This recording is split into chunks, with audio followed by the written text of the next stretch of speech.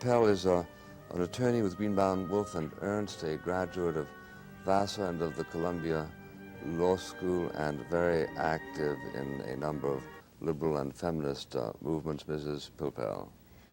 I would like to, for a moment, ask you some questions about the economics of job getting in terms of the blacks versus the whites. The statistics I was able to pull together indicate that at the present time, white males make $17,427 on an average basis for the year.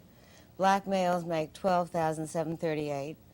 White females make $10,244, and black females make $9,476.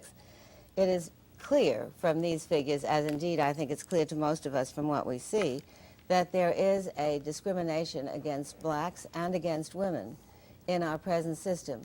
Since not all blacks will be superior, how would you try to even that out so that there would be some equality of job opportunities? I'm sorry you missed the earlier part of the program when I pointed out that where you find people not represented evenly, that does not show the institutional effect, because almost nowhere in human affairs do you find people evenly represented. Well, if you compare comparable people with respect to age, with respect to education, etc., you get a totally different picture, both with respect to blacks and women. Now, the figures that I saw, for example, show more recently that if you take black families where the husband and wife are both college educated and compare them to a white family where the husband and wife are both college educated, the black family is now earning $2,000 a year more.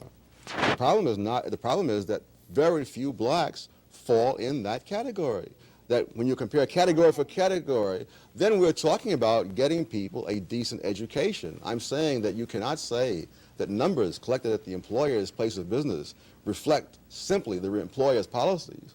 Those numbers reflect underlying conditions in the whole society, just as numbers collected at a hospital do not show you that the people are sick because they're in the hospital. No, I would agree with that, but you would also have to agree that, generally speaking, women are paid less, for example, for the same jobs as men. No, I would not. I would not agree with that. If you're talking about women with the same number of years of experience, with the same continuous service, etc., then when I look at that, I don't find that disparity. I find, for example, in many cases, the women are making more, depending on how you break the data down.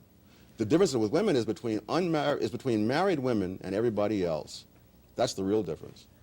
Well, even as to single women, the Census Bureau statistics, the most recent ones I could find, 1978, say that single men are earning $11,100 and single women are earning $9,300. Yes, I love the word single that is used. When I did my study, I didn't use single, I used never married.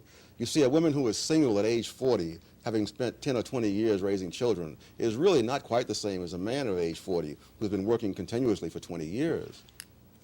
And the differential she cited is not that great, so it could easily be accounted for by the point Yes, you because raised. when I break them down the other way, I did this for the academic world, and there I found the women who are never married, which is the term the way I take it. There they were earning more than the men. And similarly, when the government did data some years ago on women who had been working continuously since high school into their 30s, there you found that they were making slightly more than men of the same description. So the difference is between married women and everybody else. And married men get an extra bonus because their wives take care of many things that enable them to put more time into their careers. I'm sure you're aware of the fact that there are approximately 15% of all homes in which there is only one wage earner. So that when you talk about women being able to take care of things for their married mate wage earner, the fact is that in the overwhelming majority of American homes, the women also work. And therefore, I don't think your explanation that women have other responsibilities and that's why they are... Work can mean part-time work or full-time work. Women do not work full-time to the same extent that men. Part-time workers make less than full-time workers.